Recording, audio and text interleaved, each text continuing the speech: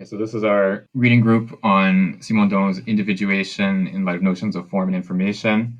We're starting on the part on collective individuation, which in the translation is just listed as Chapter 3, but is actually a separate part in the French. So we're starting from page 327 of the translation. So last time we looked at the last couple sections on psychical individuation, and we saw a dense couple sections. So there was a lot going on. I won't go through everything that we talked about, but there's this idea of the psychical world, which he sort of introduces, but then qualifies, and he says that we should instead talk about the transindividual reality or transindividual universe rather than a psychological world. The psychological or the psychical exists at the limit between the vital and the physical world. So the vital as the interiority of the organism, and the physical world as the exteriority. And then the psychological or the psychical would appear at the limit between the two. It would sort of be the boundary between interiority and exteriority. So in contrast to the physical world and the biological world, there isn't a psychological world, properly speaking, because in the case of the psychological reality, it's dependent on the individuals in a way that is not the case for biological reality and physical reality. There's only such a thing as culture, for example, insofar as individuals constantly reproduce it and sustain it.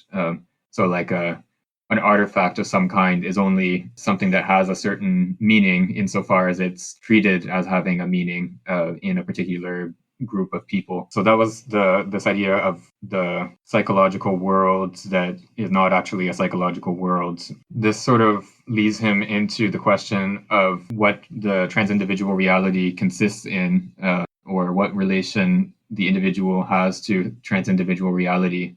And he looks at these two opposed explanations or interpretations of transindividual reality, which are the imminent and the transcendent interpretations. So on the one hand, the transindividual reality is treated as something that is internal to the individual. The individual has something within them that surpasses them as an individual. Or on the other hand, there's the transcendent interpretation in which the transindividual would correspond to something outside of the individual, a divinity of some kind. And so he talks about, well, he gives the example of Nietzsche's Zarathustra to talk about the imminent interpretation of the transindividual. So for Zarathustra, there's this sort of pantheistic identification with the world through this transindividual within Zarathustra. He cites some passages from, I think those are from Augustine, if I remember correctly. This idea of God as being what is exterior and superior to the human being, but also at the same time what is most interior to the human being. So we find the divine not just outside of us, but also within us. God is sort of internal to us in even more than we are to ourselves. And so there's this, he even uses the term dialectical here again, as he has in the last couple sections, to describe this relationship of interiority and exteriority. And there's this sort of dialectical relationship because ultimately the transindividual reality can't be identified as either imminent or transcendent. It's both or neither. It's what's most interior to the individual insofar as that interior is not part of the individual. So it's something that it goes beyond the individual, but is within the individual. And so for Simondon, it's the transindividual has to do with the remnant of the pre-individual reality that remains within the individual. So in the process of individuation, the individuation process doesn't complete itself. It doesn't arrive at something that would be completely individuated and would not have any pre-individual left in it. There's always potentials that remain in the individual. There's these potentials for future transformations and for further individuation to occur. Yeah, there's so much in this bit. I don't want to spend too much time going over it, but he gives these three different figures of human relationship to the trans individual in the form of spirituality. So he talks about the sage, the hero, and the saint as three different paths to seek the trans individual that humans can follow. And so these three figures each realize the trans individual in some way in a different domain, either in the domain of representation for the sage, of action for the hero, and of affectivity for the saint. And there's of course like mixed cases, like the martyr is a hero and a saint at the same time, and so on. And then he talks about, he gives a criticism of pantheism, which I think is quite interesting, in that he describes it as not avoiding the problems of a personalistic conception of the trans individual. So one of the sort of motivations that tends to lead different people in different traditions to adopt a pantheistic system is trying to avoid anthropomorphism. So it's this feeling that personalistic conceptions of God are sort of reducing God to human dimensions, and this idea that we have to conceive of God as identical with the universe so that we don't sort of reduce him or it to human scale. And then Simondon argues that even pantheism is still a sort of anthropomorphism, because we're treating the trans-individual reality as something individuated. And it's this assumption that the trans-individual reality is individuated that constitutes the main error of anthropomorphism, rather than specifically attributing human qualities to the trans individual. And so pantheism still maintains that error. And then he goes on to, there's that bit about temptation, which is also very interesting, but I won't go into that too much. But then he goes on in the next section to talk about the Cogito argument and how it presupposes something like memory, or the persistence of the self through time. So when you form the thought that if I doubt, then I have to exist, that thought becomes something in the past, becomes an object of thought. From being a doubting doubt, it becomes a doubted doubt. It's an object that we can put itself into doubt in a second moment of the cogito. And so in order to form the next step of the argument and say that, what am I who doubts, and derive the idea that I am the thinking thing, the res cogitans, in order to form that step, you need to have persistence of that thinking or of that doubting operation through time. You have to identify the current doubting with the past doubting, and you have to say that they belong to the same thing, the same race. And so memory is, and the relationship to time becomes an essential component of individuation in the psychical sphere in this section. And again, I won't go into a lot of the details of that, but he argues that the present corresponds to the individual within the individual. So within the psychical individual, the present is what's most properly speaking individual. And then the past serves as sort of the symbol, the other side, the corresponding half of the reality that is associated with the individual. Or it serves as the milieu surrounding the individual. And the past and the future both play this role of the milieu to the present as the individual within the individual. So I think I'll stop there for the recap. But again, there's a lot in those last couple sections that is worth going over carefully, because they're pretty dense. Okay, so let's start on today's section. So I'll start reading, and I guess we'll alternate, since there's only the two of us that are on the mic today. Chapter 3, Collective Individuation and the Foundations of the Trans Individual. Section 1, the individual and the social group. The individual and the social group individuation. Subsection 1, social time and individual time. Such a view of individual reality, seeking to clarify the problems that psychology is tasked with resolving, would nevertheless make it impossible to arrive at a clear representation of the rapport of the individual to society. Society encounters the individual being and is encountered by it in the present. But this present is not the same as what could be called at the limit the individual present or the somatopsychic present. The social rapport is indeed to the present from the point of view of each individual. But society encountered in this rapport itself possesses its equivalent of substantiality, its presence, as a correlation between past and future. Society becomes an affirmation of permanence is still a mode of becoming, for permanence is the stability of a becoming that has a temporal dimension. The individual encounters in society a specific demand of the future and a conservation of the past. The future of the individual in society is a reticulated future, conditioned according to points of contact with a structure quite analogous to that of the individual past. Engagement in society for the individual directs it toward the fact of being this or that. Becoming is no longer effectuated, as in the non-social individual envisioned by hypothesis, from the future toward the present. It is effectuated in the inverse direction starting from the present. The individual finds himself proposing goals and roles to choose. He must tend toward these roles, toward types, toward images to be guided by structures that he endeavors to realize by coordinating with them and by accomplishing them. Society facing the individual being presents a network of states and of roles through which individual behavior must pass.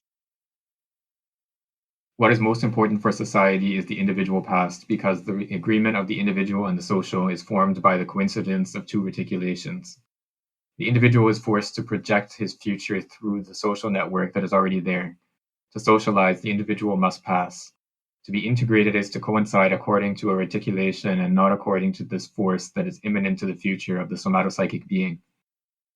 The individual draws on tendencies from the past, from the social past, in an impetus toward a specific action rather than a veritable remembrance.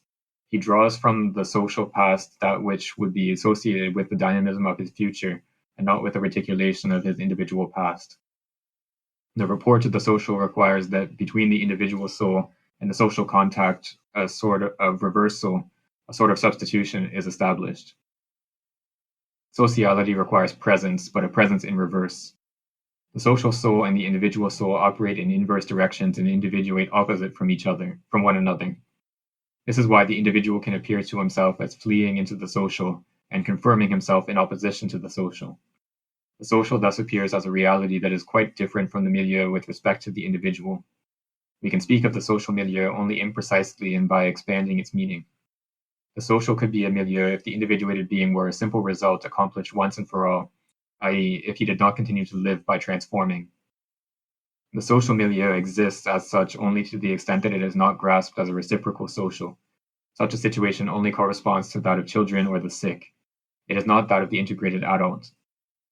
The integrated adult, relative to the social, is an equally social being to the extent that he possesses an actual active consciousness, i.e., to the extent that he extends and perpetuates the movement of individuation that has given birth to him, instead of merely resulting from this individuation. Society does not really emerge from the mutual presence of several individuals, but it is also not a substantial reality that should be superposed on individual beings and conceived as independent of them. It is the operation and the condition of operation through which is created a mode of presence more complex than the presence of the individuated being alone. Right. Yeah. So Angus has put in the chat here. It seems like he's saying that the social past becomes the individual future. Yeah, I think that's right. He says that the two individuations of the social soul and the individual soul are they proceed in opposite directions. So there's I didn't mention in my summary of our last week's reading, but there's discussion of the relation of the present and the future, as well as between the present and the past. So the future and the past sort of coincide in some sense, and corresponds to the body, as opposed to the present, which corresponds to the mind. And in social reality, we have this opposite relationship, so that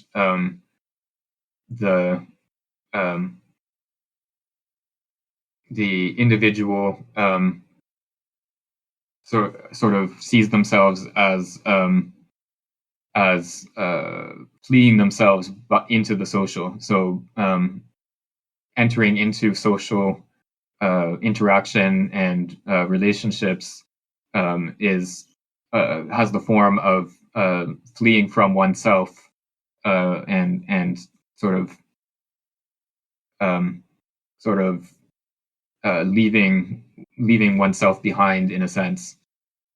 And yeah, it's definitely not a stretch to try to compare this to Heidegger and this notion of authenticity as being, in some sense, opposed to social relationships um, in the sense of fallenness and as opposed to the everyday in general.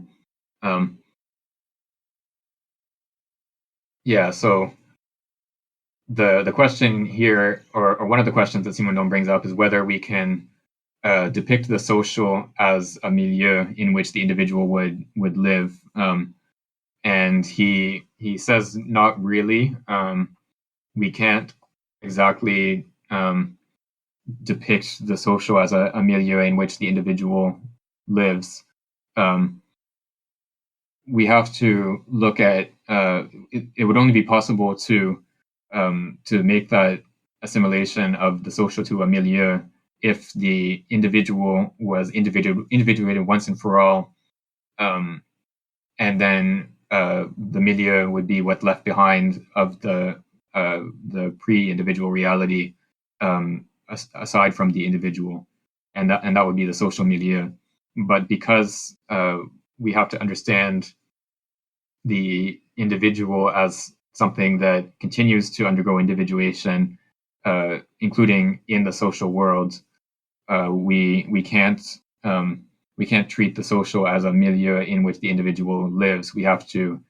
Um, we have to come up with a sort of construction in a more complicated way that will account for individuation at the social level or the collective level, as he's going to specify in following sections. Yeah, and so Angus has also posted that there's sort of a connection back to the discussion of parasitism from in the section on vital individuation. And yeah, so he talks about how in the case of parasitism,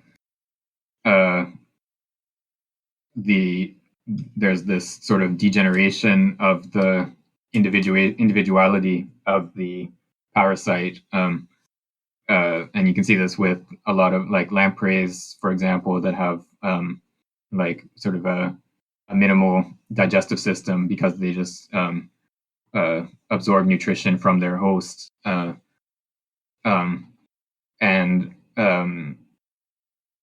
he talks about how the both the host and the parasite lose some of their individuality. They have like a lower degree of individuation in the process of parasitism. But at the same time, the parasite and the host don't form like a joint individual. It's not like the two together add up to one individual. So there's like an absolute loss of individuality in that case. And so here, when we talk about the social as something that is external to the individual, this is like maybe another reason why we can't describe the social as a milieu for the individual, because then the two, the social, the individual and the associated social milieu would form a whole together that would correspond to the complete reality. But that is not the case. There's this, insofar as the social is lived in this mode of being a sort of flight from oneself, or as something external to oneself, there's a loss of individuality on the part of the individual. So yeah, we can definitely tie this back in with the discussion of parasitism. Okay, so let's go on to the next subsection. This chapter has a lot of small subsections, so we can probably read each one separately, just in one go, I think. Okay, I can read this one. Subsection 2, Interiority groups and Exteriority groups.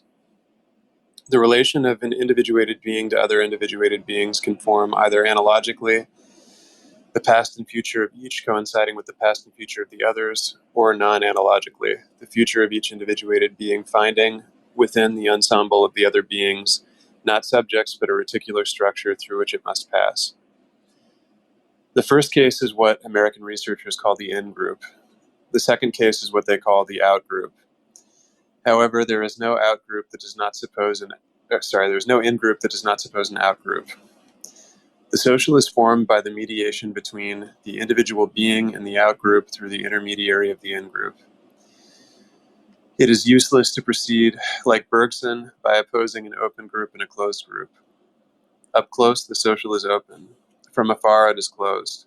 The social operation is situated at the limit between the in-group and the out-group, rather than at the limit between the individual and the group. The individual's body proper extends up to the limits of the in-group. Just as there is a corporeal schema, there is a social schema that extends the limits of the ego up to the boundary between the in-group and the out-group. In a certain sense, the open group, in-group, can be considered as the social body of the subject. The social personality extends up to the limits of this group. Belief as a mode of belonging to a group defines the expansion of the personality up to the limits of the in-group. Such a group can indeed can be characterized by the community of implicit and explicit beliefs in all the members of the group. In certain cases, it can come about that the open group is significantly reduced around an atypical subject to the point that the social expansion of the personality is null, and that consequently every group is an outgroup. This is what occurs in cases of delinquency, mental alienation, or in quote-unquote deviance within a social group. It can also come about through an immense effort of expansion of the personality that every group, even those that normally seem to be out-groups, is accepted by the subject as an in-group. Charity is the force of expansion of the personality that does not wish to recognize any limit to the in-group and considers it as coextensive with the whole of humanity, or even with all of creation. For St. Francis of Assisi, not only men, but the animals themselves belong to the in-group, the interiority group. Similarly, Christ did not recognize enemies. He had an attitude of interiority even toward those who struck him. Between these two extremes that absolutely reduce or infinitely expand the boundaries of the interiority group, there is the status of contemporary life, i.e., everyday social life, which situates the limit between the interiority group and the exteriority group at a certain distance from the individual. This limit is defined by a second zone of presence attached to the presence of the individual. The integration of the individual to the social is formed by the creation of a functional analogy between the operation that defines individual presence and the operation that defines social presence. The individual must find a social individuation that overlaps his personal individuation. His rapport to the in-group and his rapport to the out-group are like the future and past respectively. The in-group is the source of virtualities, of tensions, just like the individual future. It is a reservoir of presence because it precedes the individual in the encounter of the exteriority group. It represses the exteriority group. Through belief, belonging to the interiority group is defined as an unstructured tendency that is comparable to the future for the individual. It is conflated with the individual future, but it also assumes the individual's past, for the individual is given an origin in this interiority group, whether it be real or mythical. It is of this group and for this group. Future and past are simplified, led to a state of elementary purity. One translation point before we get into interpretation here. The last bit where he says, it is of the group and for this group, it should be, he is of this group and for this group. So it refers back to the individual. The individual is of this group and for this group. Yeah, so let me just scroll up again. So yeah, we have this introduction of this opposition between two notions of group, and he is going to say this more explicitly in later sections, but these are not two different kinds of group. It's not that there are some groups that are interiority groups and some groups that are exteriority groups. It's that the group is has these two aspects to it. There's the group insofar as the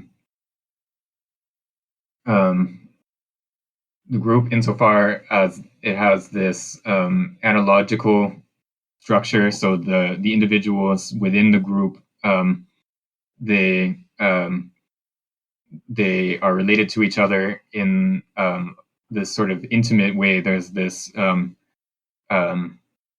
the past and future of each member coincides with the past and future of the others. So there's this sort of reservoir of potentials that they all share. So this is the case of the interiority group. And then on the other hand, there's the exteriority group.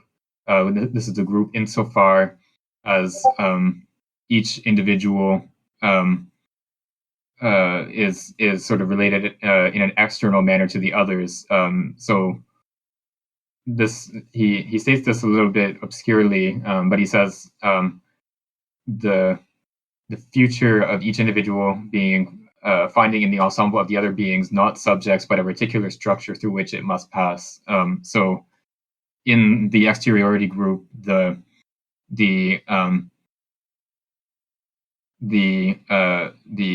exterior, in the exteriority group, each individual finds the other individuals of the group forming this sort of social network that you have to relate to, but not this reservoir of potentials that we have in the case of the interiority group.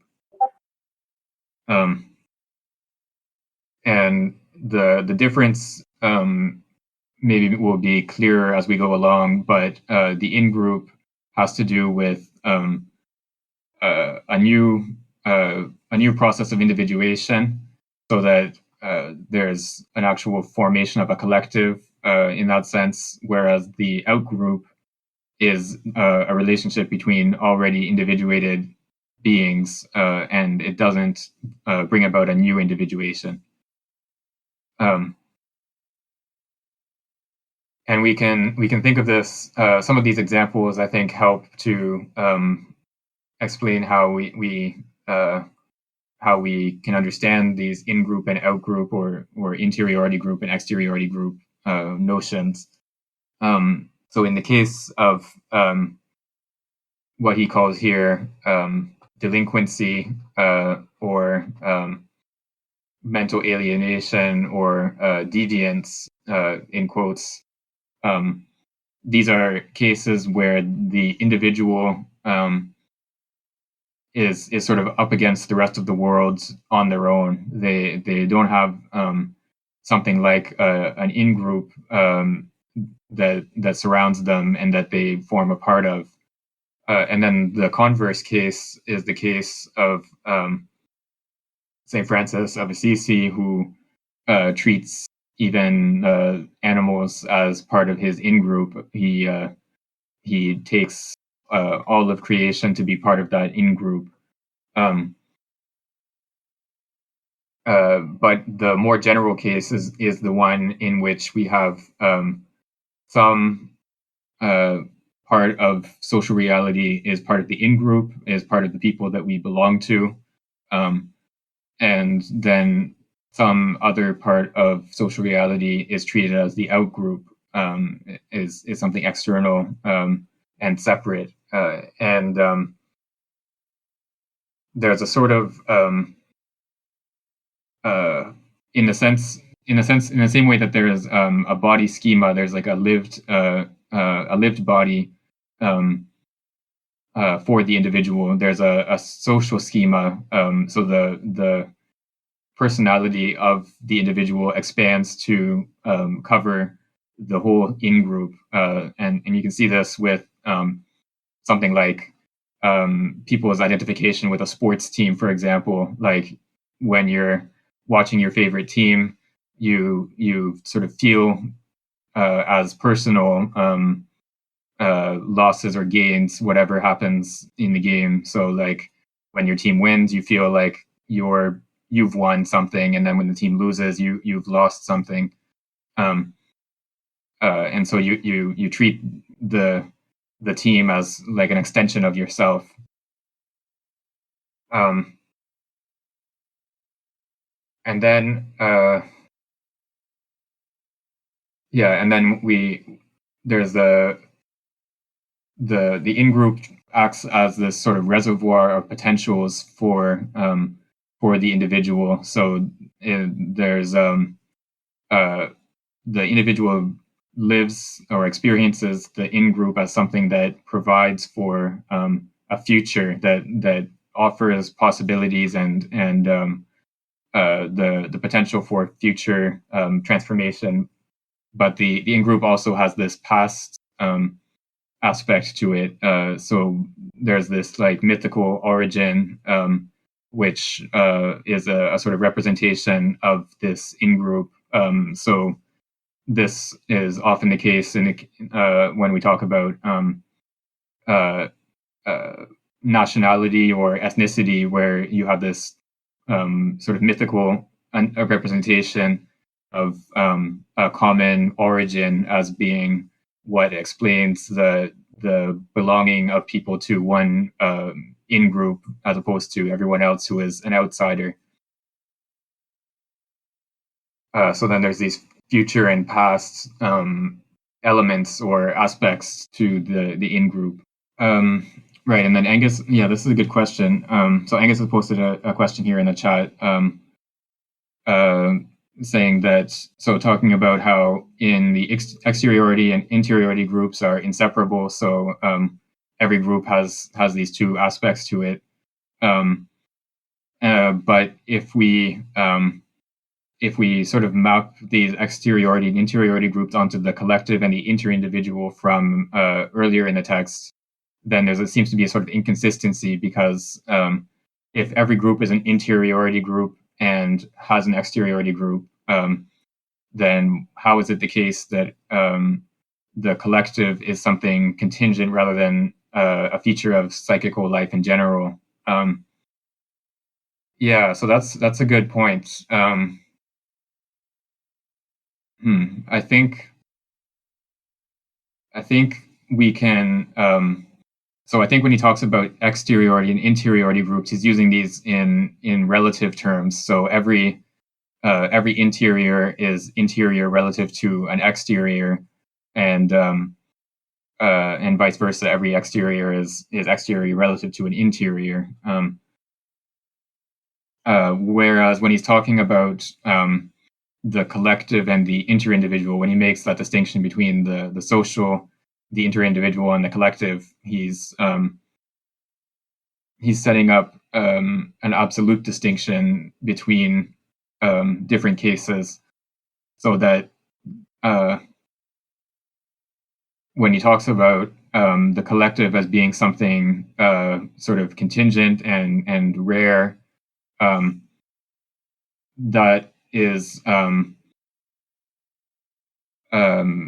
that's a sort of representation of maybe one of these threshold effects that he talks about in various places in this book. So there's only the interiority group only sort of passes this threshold of forming a collective on rare occasions, whereas the sort of everyday form of an interiority group is not a collective in the proper sense of the term. Sorry, I'm not explaining that very well, but it would be sort of treating on the one hand, we have like a scale between interiority and exteriority, and then these terms of the collective and the interindividual would be sort of two points on that scale, and there would be some instances where a group would sort of surpass the threshold of forming a collective, and then other instances where it would not. But it still has both the interiority and the exteriority aspects.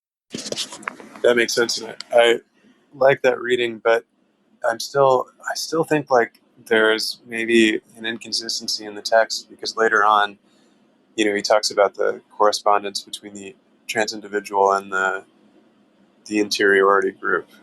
And it seems like on the one hand, he's saying that the trans-individual is only related to the collective, I guess, except for in anxiety. And on the other hand, that every interiority group has an element of the trans-individual. Yeah, that's true. He so when he talks about the trans individual, he talks about it in terms of like in the previous sections from the last bit on psychical individuation. He talks about the trans individual in relation to solitude and as this rare sort of encounter. But there's also, so we have to, I think, we have to see the trans individual from sort of two different sides. I think there's the trans individual as this actual experience, or the French term is épreuve, a trial or something like that. This trial that you go through. So there's this, the trans individual as it's actually sort of presented to the subject, but then there's also the trans individual as sort of the underlying reality of the social, of this of the collective, I should say. There's so in the case of your sports team or any other in group that you want to pick, you can as the theorist looking at that example from the outside, you can see a trans individual reality underlying the formation of this in group, but the subject within that in group doesn't have this actual experience of the trans individual. So it's I think we have to distinguish between these two sides of the trans individual as either an actual experience that the subject undergoes, or as an underlying reality behind or beneath the reality of an in group. So maybe only the trans individual experience leads to the collective. Yeah, I think that's probably right. So it's only in the case where you undergo this experience of the trans individual, like Zarathustra on the mountain, and you undergo this trial of solitude. Only in that case do you form a collective in the proper sense of the term. Whereas in other cases, you have the formation of an in group, but the trans individual reality still underlies that in group, but it's not something that is apparent or that is an object of experience of the members of that collective, of that group, I should say. But yeah, that's a really good point, because Simondon doesn't sort of lay this out for us, and we have to reconstruct a little bit to account for the different things that he says here. I think this is the case for a lot of what he says in this part of the book, in the psychical individuation and the collective individuation. He sort of, each section is sort of laid out separately, and we have to sort of piece together how they're supposed to work in connection with each other. Okay, so let's go on to the next subsection, which is another short one. So I'll read subsection 3. social reality as a system of relations. Thus, it is difficult to consider the social and the individual as clashing directly in a relation of the individual to society. This confrontation corresponds only to an extreme theoretical case to which certain lived pathological situations approach. The social substantializes into society for the delinquent or the alienated, and perhaps for the child. But the veritable social is not substantial, for the social is not a term of relation. It is a system of relations, a system that includes a relation and sustains it. The individual only relates with the social through the social. The interiority group mediates the relation between the individual and the social. The group interiority is a certain dimension of the individual personality, not a relation to a distinct term of the individual. It is a zone of participation around the individual. Social life is a relation between the milieu of participation and the milieu of non-participation. Psychologism is insufficient for representing social life, insofar as it supposes that the intergroup relations can be considered as an extension of the individual's relations to the interiority group. By partially exteriorizing the relations of the individual to the interiority group, then by partially interiorizing the relations of exteriority groups to the interiority group, one can manage in an illusory manner to identify two types of relation, but this identification misrecognizes the proper nature of the social relation, since it misrecognizes the boundary of relational activity between the interiority group and the exteriority group. Sociologism also misrecognizes the characteristic relation of social life in the same way, by substantializing the social based on exteriority, instead of recognizing the relational character of social activity. However, there is not the psychological and the social, but there is the human, which at the extreme limit and in rare situations can split into the psychological and the sociological. Both psychology and sociology are two viewpoints that fabricate their own object based on interiority and exteriority. A psychological approach to the social is formed by the intermediary of small groups. Nevertheless, this manner of approaching the social based on the psychological forces one to load the psychological with something of the social. This is the affective stability of the American psychosociologists, i.e., the character of the individual being that is already social or pre-social. In the same way, adaptability and the capacity for acculturation are pre-social aspects of the being. The individual being is seen according to instances that overflow his individual existence. Similarly, the sociological attitude includes contents of the pre-individual in the social that will allow for individual reality to be recovered by reconstituting it. To this extent, we understand why problems like those concerning the study of labor are invalidated by the opposition between psychologism and sociologism. The human relations that characterize labor, or at the very least are introduced by labor, can be reduced neither to the play of sociological substantialism nor to an interpsychological schema. They are situated at the boundary of the interiority group and the exteriority group. However, envisioned as interpsychological relations, the human relations of labor are so assimilated to the satisfaction of a certain number of needs, the list of which could be drawn up based on an inspection of the individual being by considering it before any social integration, as if there were a pure and complete individual before any possible integration. Labor is consequently considered as the satisfaction of an individual need, as relative to an essence of man, a collective essence, but one that defines man as individual, as a being made of soul and body. Something also found in the notion of manual labor and of intellectual labor, and with a hierarchical distinction between these two levels of labor. Based on sociologism, on the contrary, labor is envisioned as an aspect of the exploitation of nature by men in society, and it is understood through the political-economic relation. Labor then is substantialized as an exchange value in a social system within which the individual disappears. The notion of class is founded on the fact that the group is always considered as an exteriority group. The interiority of one's own class is no longer that of a social body coextensive with the limits of the personality, for class is no longer eccentric relative to the individual. One's class is conceived as one's own class based on conflict with the adverse class. It is through the return of becoming conscious that one's class is conceived as one's own. Becoming conscious is secondary relative to this first opposition.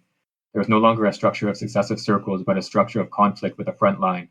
All right, so here we have, again, this is a standard move for him. We have this dual criticism of two opposed positions. So we have psychologism and sociologism, as he calls them, as these two opposed positions that would assimilate social reality either to the individual or, on the other hand, assimilate the individual to social reality. So in the case of psychologism, where you you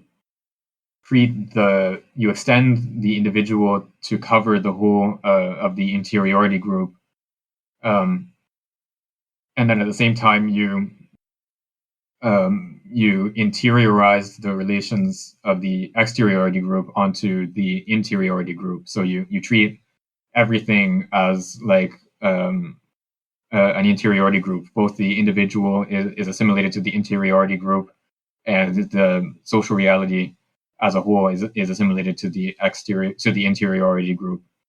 And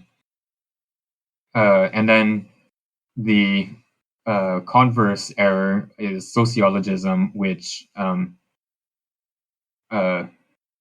takes the social or the exteriority group to be the true reality, and then tries to sort of reconstitute an individual out of this. And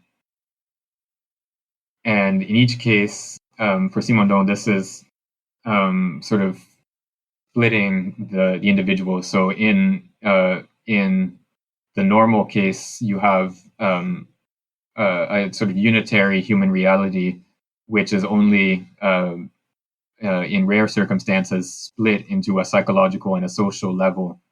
And psychologism and sociologism sort of take these extreme cases to be the underlying condition, as opposed to the more normal case of the intermediate form, which is what Simondon starts from.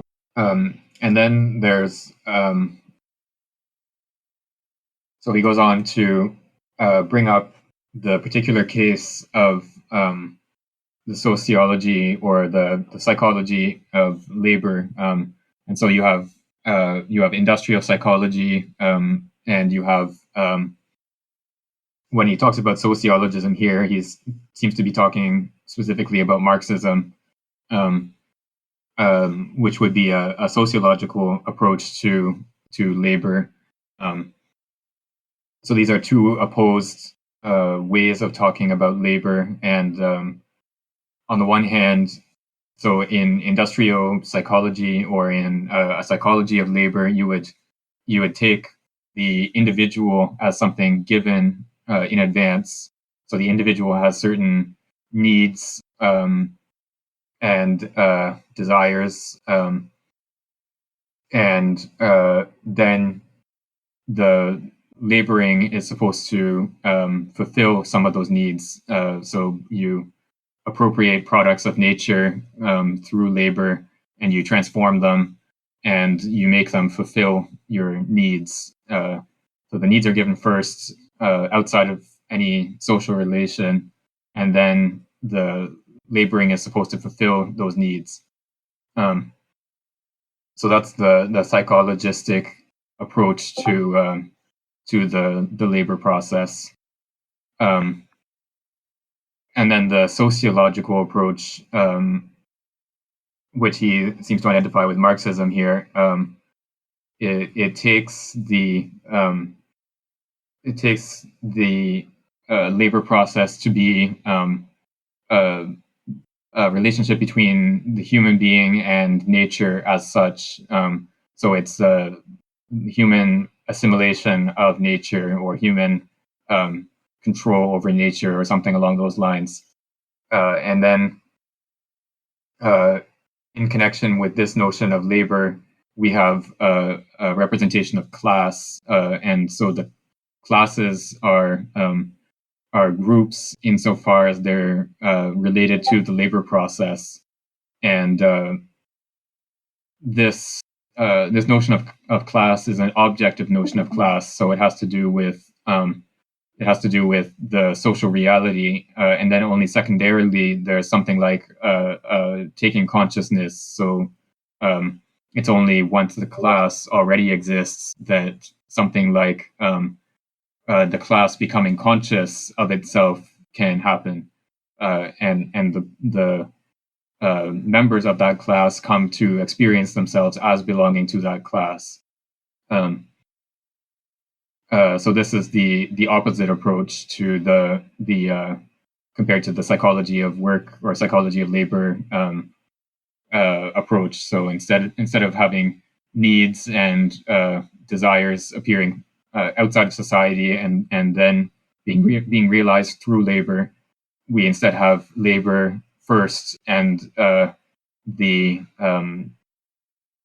consciousness of the individuals is determined by their position in relation to labor.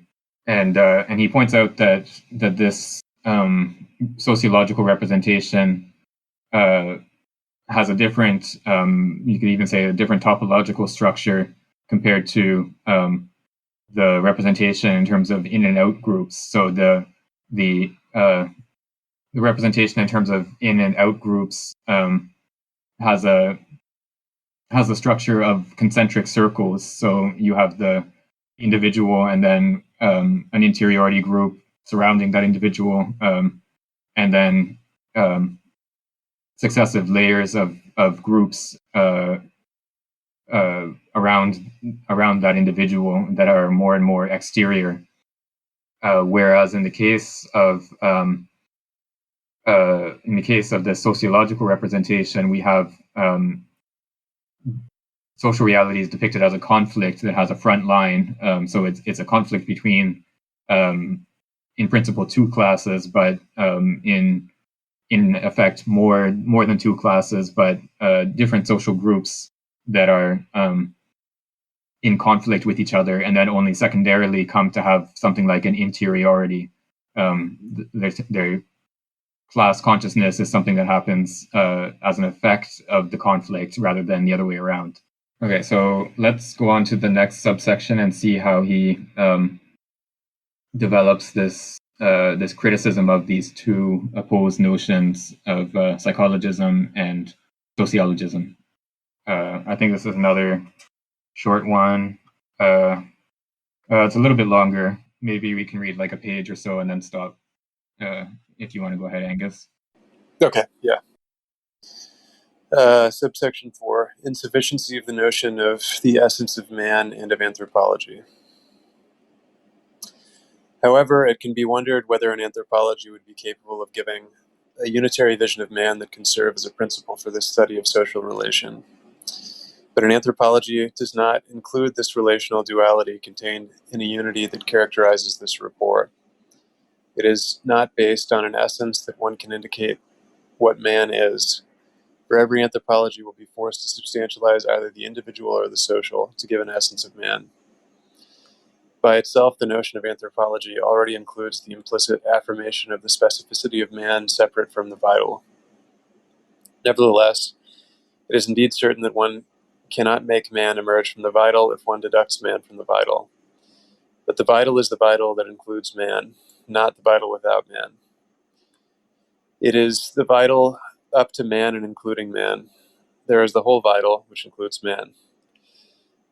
The anthropological point of view would thus suppose a preliminary abstraction, similar to the abstraction one encounters in the subdivisions into individual and social and the principle of these further abstractions. Anthropology cannot be the principle of the study of man. On the contrary, human relational activities like the one that constitutes labor, can be taken as the principle of an anthropology to be developed. The being as relation is what is first, and what must be taken as principle.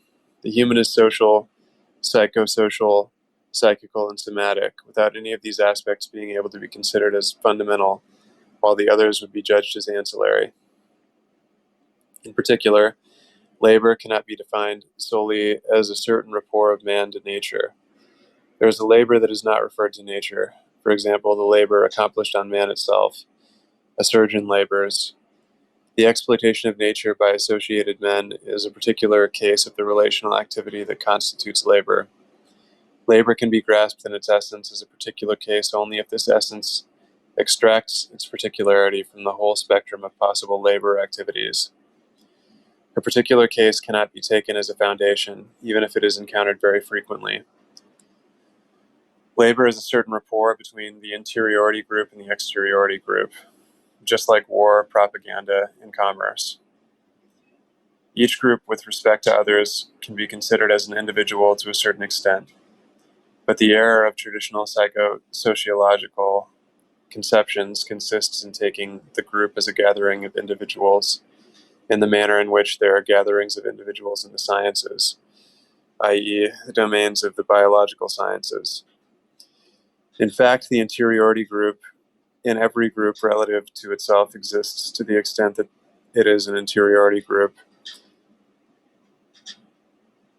is formed by the superposition of individual personalities, not by their agglomeration.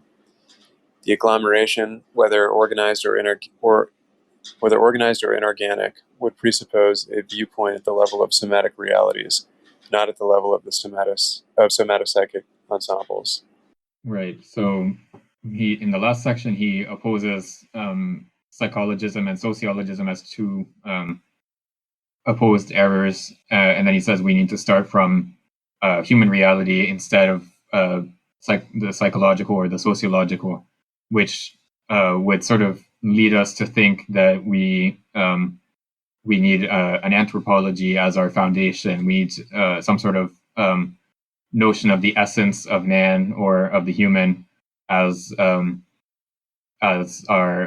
fundamental notion from which we can derive something like a psychology and a sociology. But Simondon argues here that that is not the case. We don't start from something like an essence of man. We instead have to start from the relational reality of the human being. So there's no human reality separate from social relations that would be first, and then sort of deriving social relations as a separate or secondary phenomenon. So we have all these different aspects of the human: the social, the psychosocial, the psychical, and the somatic. They're all sort of coextensive. There's no priority between one of these terms and the other.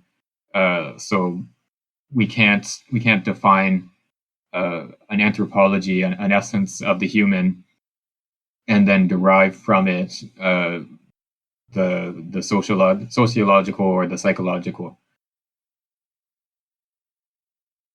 And then also, I would note here this bit where he says every group relative to itself exists to the extent that it is an interiority group. So if there is a group, if there is a group that is aware of itself as group, or that is sort of present to itself, if it exists for itself, then it's to that extent it's an interiority group. So this is sort of one of the points that I would point to in connection with what I was saying earlier about how every group is both interiority and exteriority group at the same time. So it's only insofar as a group is an interiority group that it actually exists for itself, as opposed to only existing for the theorists looking at the social reality from the outside.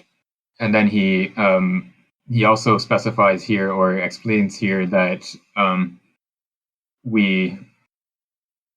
the error of taking of the sort of more traditional conceptions of the group is of taking the group as being composed of individuals that are sort of joined together. So you start with individuals 1, 2, 3, etc., and then you just sort of add them together and you get the group.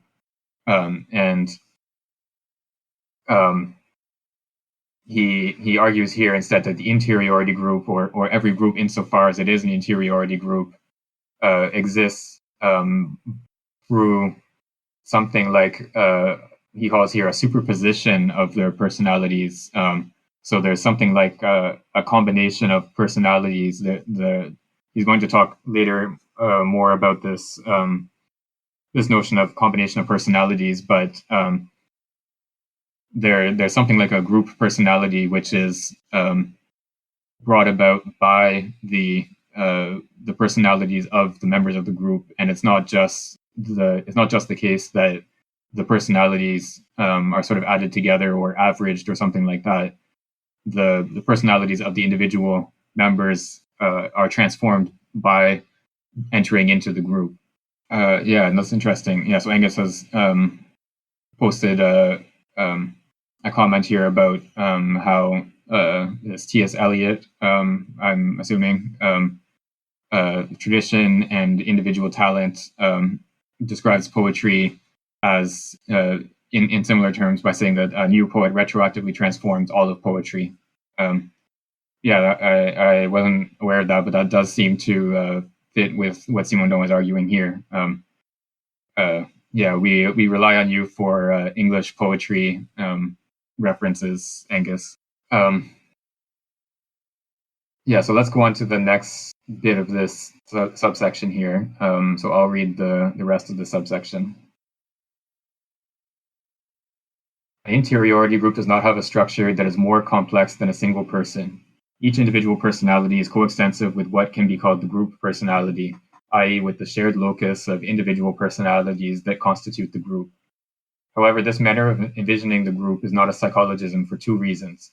The first is that the word personality is not taken in a purely psychical sense, but in a really and unitarily psychosomatic sense, which includes tendencies, drives, beliefs, somatic attitudes, significations, and expression.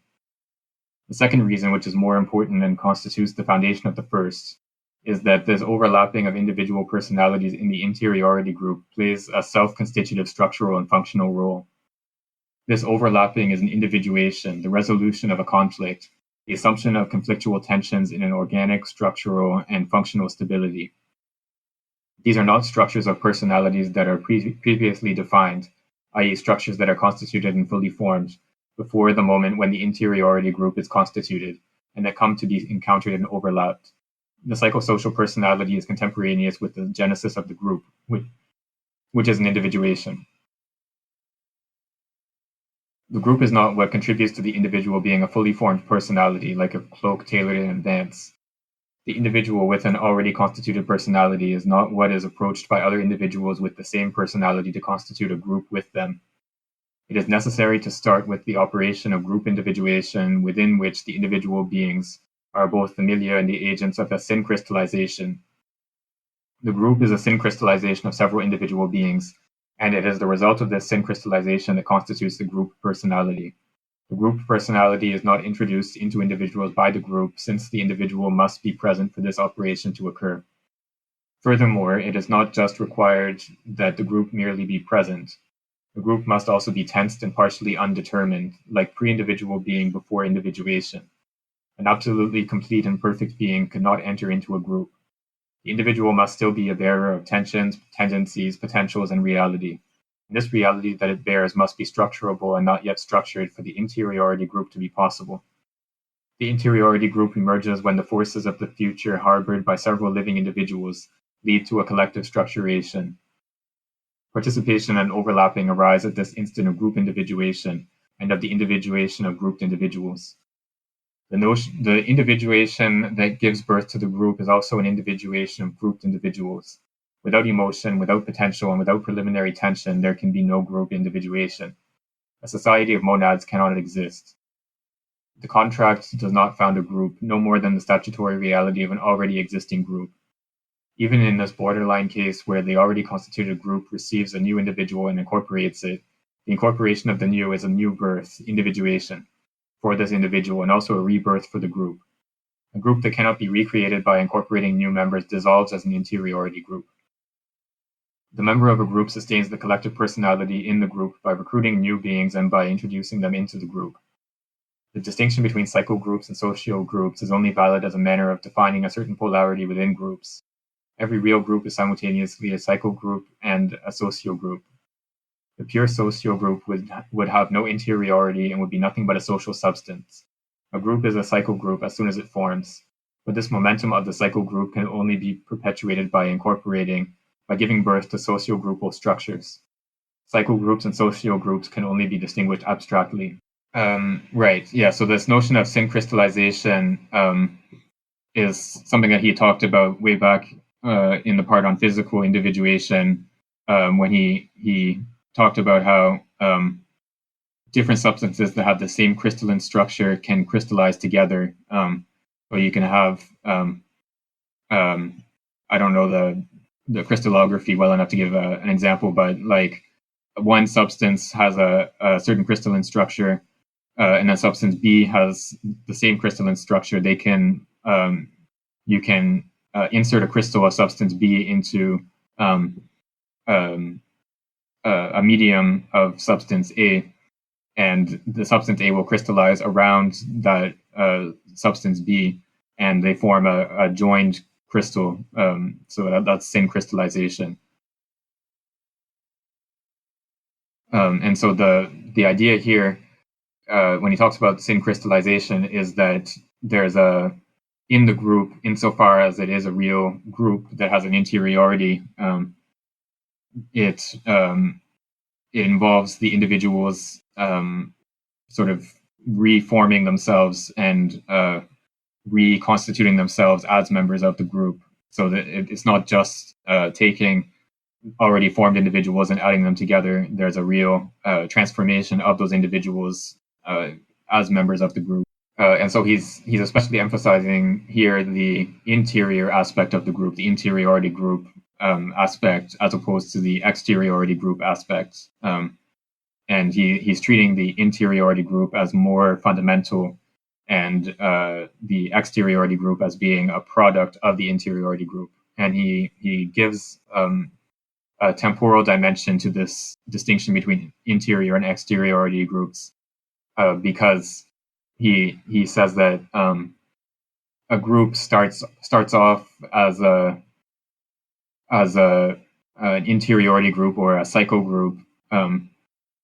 It starts off as close to the pure state of being a psycho group or an interiority group, and then as it goes on through time, the group develops maybe more institutional structures, and tends to form something closer to a social group, something more like an exteriority group in which the individual is incorporated. And you can think of this in relation even to something like this server, right? Like when it's just a handful of people, you can sort of do things as you want. It has like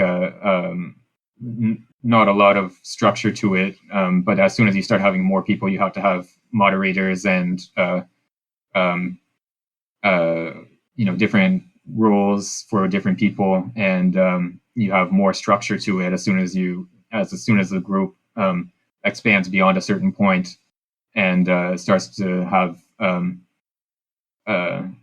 it starts to become more like an exteriority group that individuals are incorporated into.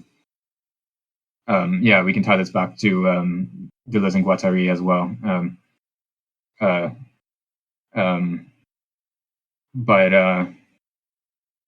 Any group that you belong to will tend over time to sort of take on more exteriority functions or aspects, insofar as as long as it's not degenerating and sort of disappearing as a group, it will tend to incorporate new members and take on different institutional structures and become more of an exteriority group as opposed to this pure interiority group. At the same time, it seems like he's suggesting that an interiority group itself needs to keep adding new members, because I think he's saying, at least my reading of it is that he's that's the milieu into which the interiority group continues to individuate. Yeah, it seems like if you have an interiority group that is not assimilating new members, that's not growing, then it will just end up decaying and stop existing as a group. It's only insofar as as the interiority group is capable of bringing in new members that have new potentialities and new tensions and possibilities within them, it's only in that case that the group continues to exist as a group. Otherwise, it just sort of dies out. And I think this is probably empirically true. Any group, this server again as an example, like if you just have the same 10 people sort of meeting and discussing, it's hard to keep things going. It's only as more people keep joining all the time that you have something like a vitality to a server and or any online community. Okay, so let's go on to subsection 5. If you'd like to read, Angus.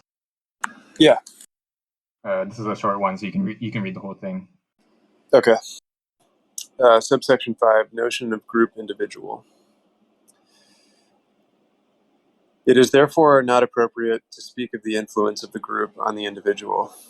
In fact, the group is not formed by individuals joined together in a group due to certain bonds, but by grouped individuals, group individuals. Individuals are group individuals, just as the group is a group of individuals. It cannot be said that the group exerts an influence on individuals, for this action is contemporaneous with the life of individuals and is not independent from the life of individuals. The group is also not inter-individual reality, but the complement of individuation on a vaster scale, joining together a plurality of individuals. This type of reality cannot be thought if it is not acknowledged that there is a mutual convertibility of structures into operations and of operations into structures, and if the relational operation is not considered as having a value of being. Substantialism forces us to think the group as anterior to the individual, or the individual as anterior to the group, which is how psychologism and sociologism arise as two substantialisms on different levels, that of the molecular or the molar. The choice of an intermediate microsociological or macro-psychical dimension cannot resolve the problem, since it is not founded on the choice of a dimension that is adequate to a particular phenomenon that would be intermediate between the social and the psychical. There is no psychosociological domain that would be the domain of restricted groups. This privileged aspect of certain restricted groups only stems from the fact that successive crises of individuation, the outbursts of functional structurations through which they pass, are more visible and can be more easily studied. But these phenomena are the same as in larger groups, and they introduce the same dynamic and structural rapports. Only the types of mediation between individuals are more complex, since they use modes of transmission and of action that imply a delay and are exempt from real presence. But this development of networks of communication and of authority does not have an essence apart from macro-social phenomena insofar as they are social in their rapport to what can be called the individual being. The rapport of the individual to the group is always the same in its foundation. It depends on the simultaneous individuation of individual beings and of the group. It is presence. Right. So this is sort of what he's been leading up to for the whole chapter so far, is this notion, this criticism of psychologism and sociologism as two different substantialisms.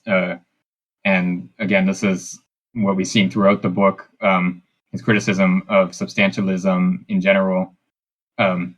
He's going to oppose to this substantialism a doctrine according to which there is this operational reality which has the value of being, and so he doesn't want to say that we're going to take the like the middle level between the sociological and the psychological as our basis, and talk about small groups as like the most fundamental case, where instead small groups are not any different from big groups. It's just that we have more an easier time studying small groups in the way that is required to grasp these structurations and these crises of individuation. So you can think about like when you look at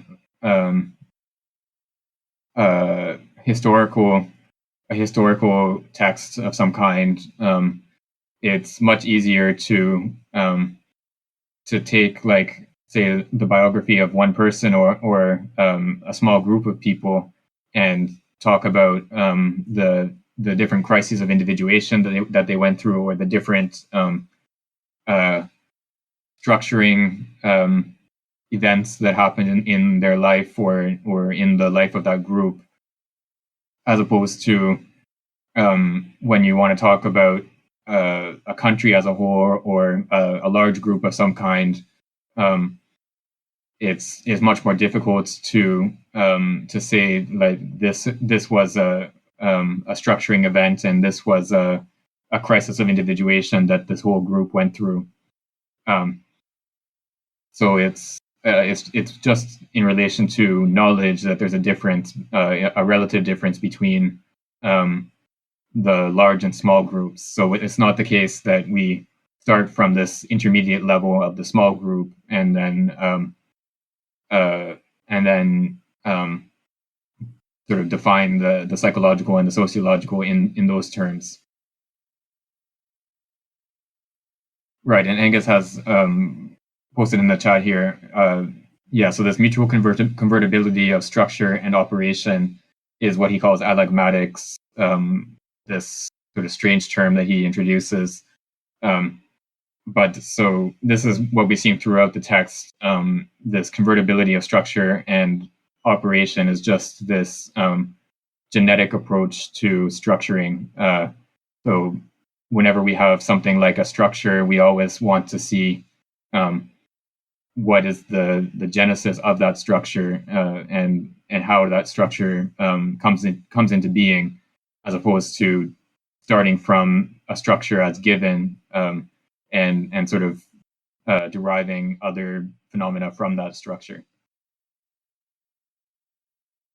It's an intersection, I think, of culture and the interpersonal communication in this section too. That cultural, like, groups have very empirical differences or very empirical qualifying things, and they can incorporate one another. But the personal scale, it's like more of a that was an annoying way to say that.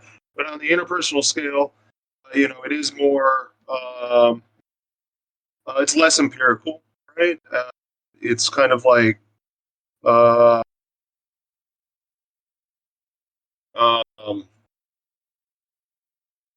would just say, like, that you can look at it from, like, the perspective of, is this like, it's like things that have already been put into place, like media, like common now, like interests, or like the way that our families, raised us, and stuff like that. Maybe because I just it's a constant effort that the anthropologist makes to make these attributions of people based on what is really an ethnographic thing, without, like, coming out the situation with a purely ethnocentric perspective.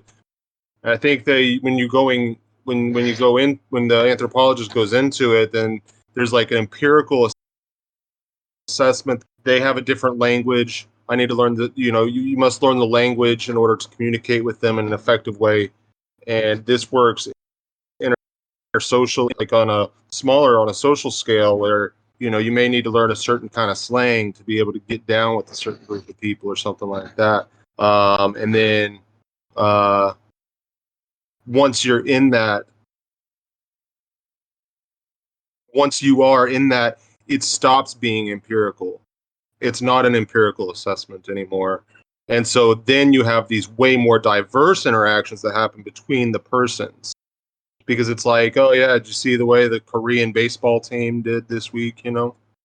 Something like that. And they it's completely, it's a more intimate. Am I making wild attributions here? I think that's kind of what he's getting at, is kind of like this ethnocentric perspective. Yeah, I think that's connected to what he's talking about here. When, in anthropology, there's this notion of participant observation. So the idea is that you study a group of people not by sort of looking at them from the outside and sort of analyzing their behavior as an outsider, but instead the only way to actually understand a group is to become, in some sense, a member of that group. And there's a sort of balancing act, I guess, you have to do, where you have to sort of retain some sort of exterior perspective while at the same time grasping that society or that group from within. And this of course developed in anthropology as a colonial enterprise, where you had anthropologists from Europe in particular being sent to Africa or Asia or someplace to understand the natives for the purposes of colonization. But then in anthropology today, there's more of it's applied. This method of participant observation is applied to Western societies as well. So you might study like I don't know, like say punk subculture or whatever, some subculture. You pick a group that you want to study, and you have to sort of become a member of that group in some sense. You have to become accepted as a member of that group before you can even start explaining, or before explanation even, but to understand, to just grasp the meanings of what their behavior and expressions are. And so this has to do with the interiority side of a group. So you can only grasp the group as it exists for itself by becoming a member of that group. So this is one of the parts, or one of the aspects of method that Simondon was talking about here. So we can't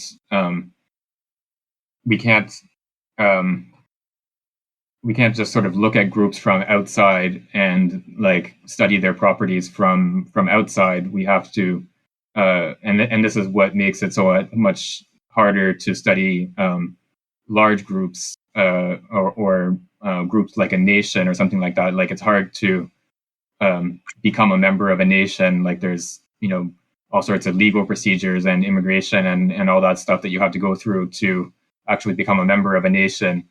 As opposed to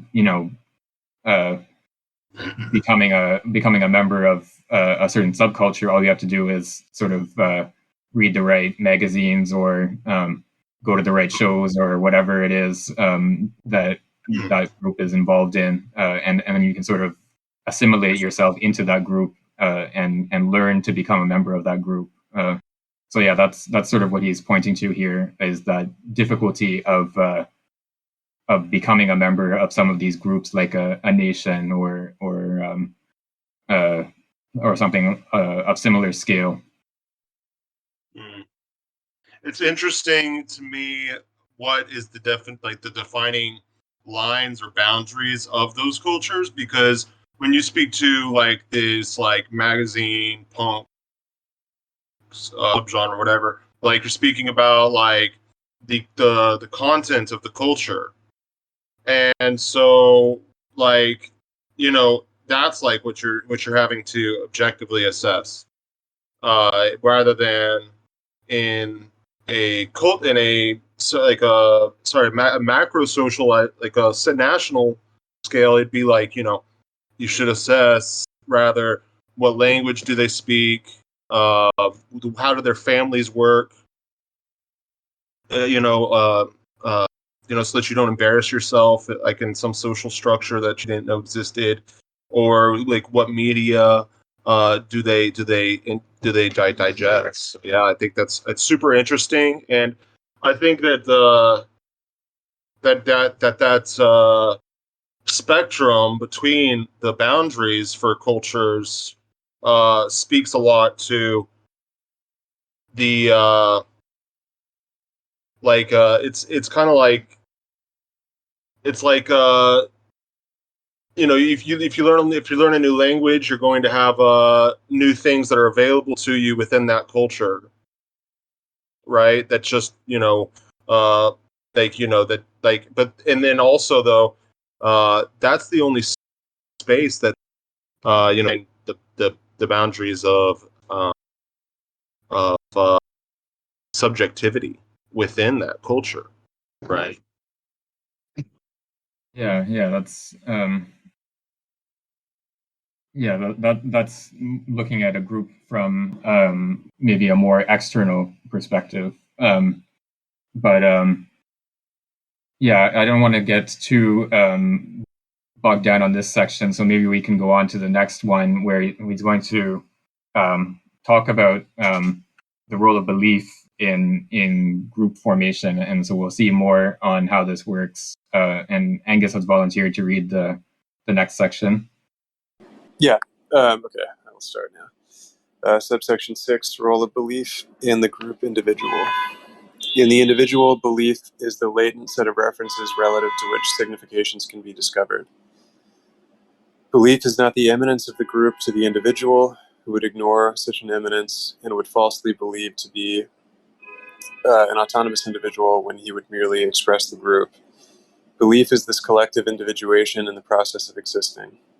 It is presence to the other group individuals, the overlapping of personalities. Personalities can overlap through belief. More exactly, what is called collective belief is equivalent in the personality to what a belief would be in the individual. But this belief does not exist as belief. There is belief only when some force or obstacle obligates the individual to define and structure his belonging to the group as expressible in intelligible terms for individuals who are not members of the group. Belief supposes a foundation of belief, which is the personality formed in the group individuation.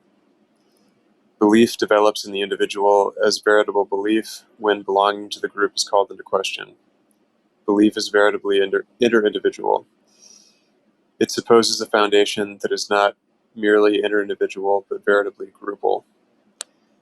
This is why the study of beliefs is a rather bad means of knowing man as a group member. The man who believes defends himself, or he wants to change groups and is in disharmony with other individuals or with himself. Belief is granted a causal privilege in group belonging, since belief is what is the easiest to manifest, project, and consequently grasp in the usual methods of the knowledge of psychosocial reality. But belief is a phenomenon of the dissociation or alteration of groups, not a basis of their existence.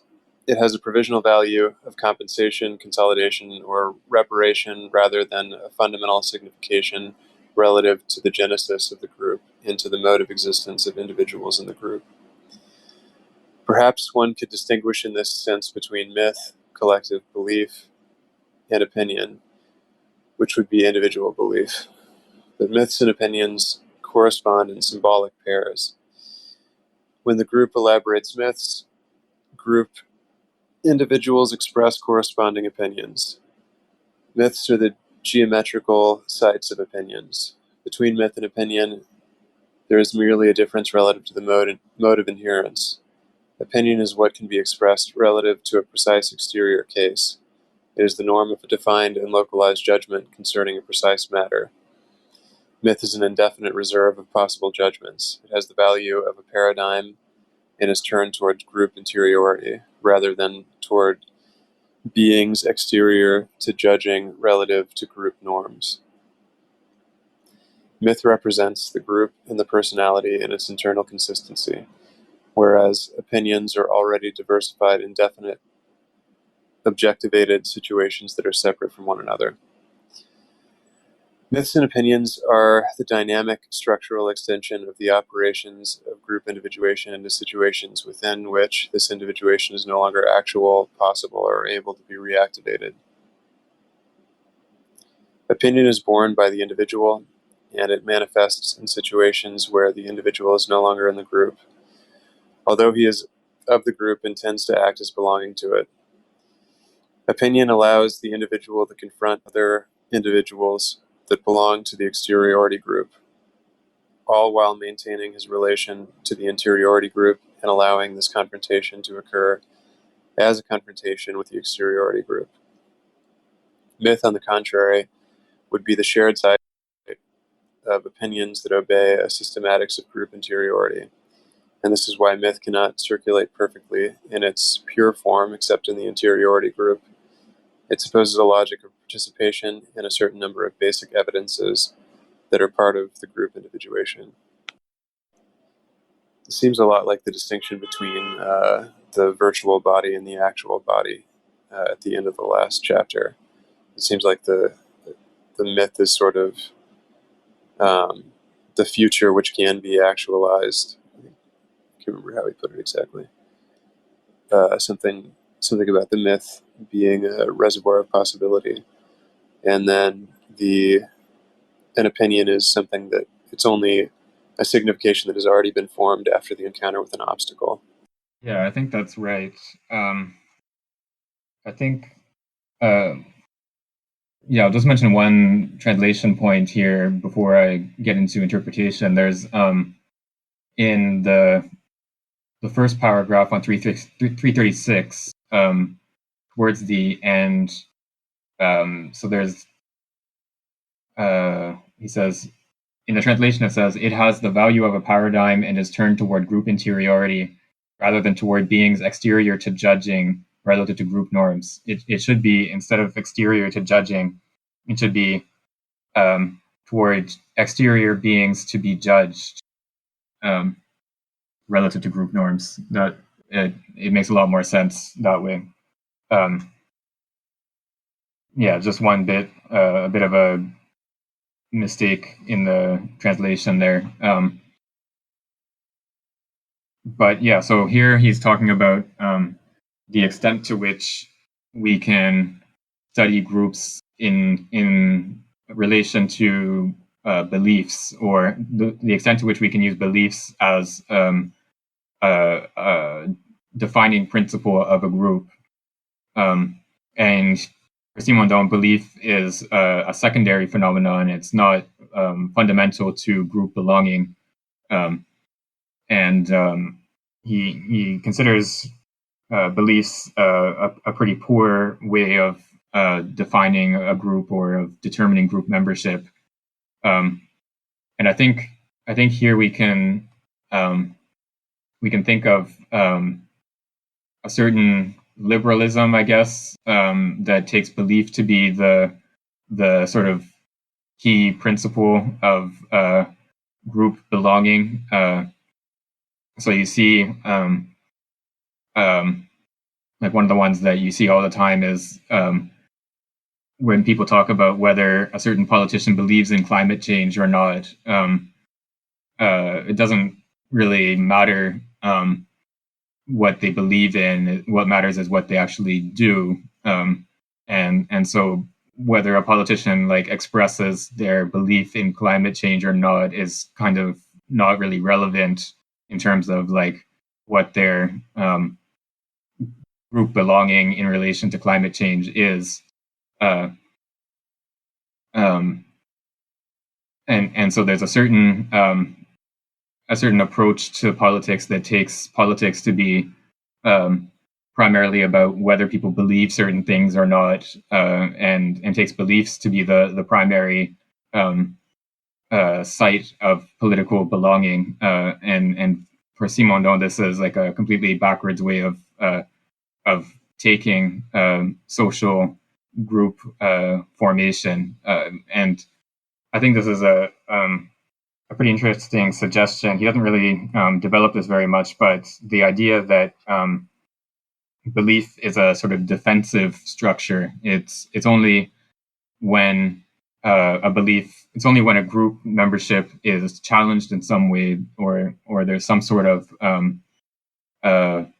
alternative that appears, that you have something like a belief that that forms. And you can see this in relation with religion as well. Like as long as you have a social group that that has a one religion, then religion as such, or the doctrine of that religion, doesn't need to be systematized and presented as a belief system.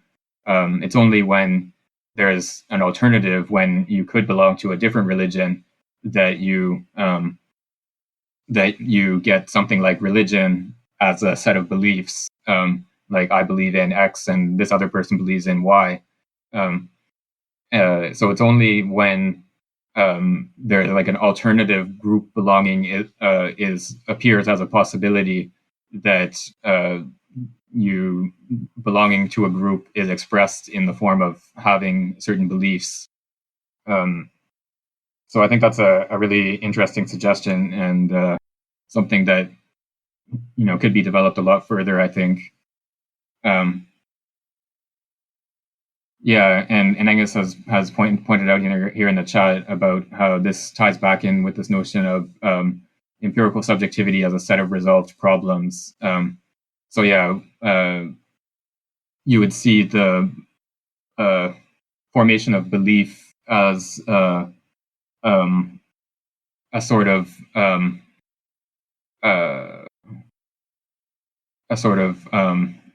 resolution of a certain set of problems. Yeah, we're not going to be able to finish the chapter today. That's fine. We only have about 5 minutes left, but we'll just finish this subsection, I think, and then we'll pick up from there next time. But the other thing I was going to talk about is, this opposition between myth and opinion. So he gives myth and opinion as two alternate forms of belief. So he gives this a sort of qualified acceptance. So he says that we can take myth and opinion as two different forms of belief. So myth would be a collective belief, and then opinion would be a personal belief. But we can only do so if we at the same time treat myth and opinion as two complementary realities, so that individuals have the opinions that correspond to the myths of their group, and myths correspond to the opinions of the members of that group. So there's a sort of mutual conditioning of myth and opinion. So it's not just the case that individuals have these sets of opinions and then happen to sort of sort themselves into groups of people that have the same opinions or something along those lines. Instead, you have the formation of an individual's opinions through their belonging to a certain group. And I think this is borne out empirically as well. Like if you look at religious affiliation or political affiliation or other sorts of groupings, people take on the positions of the groups that they belong to. They're sort of raised into a certain group, and then they tend to adopt the opinions that go along with being a member of that group, with a range of variation, of course.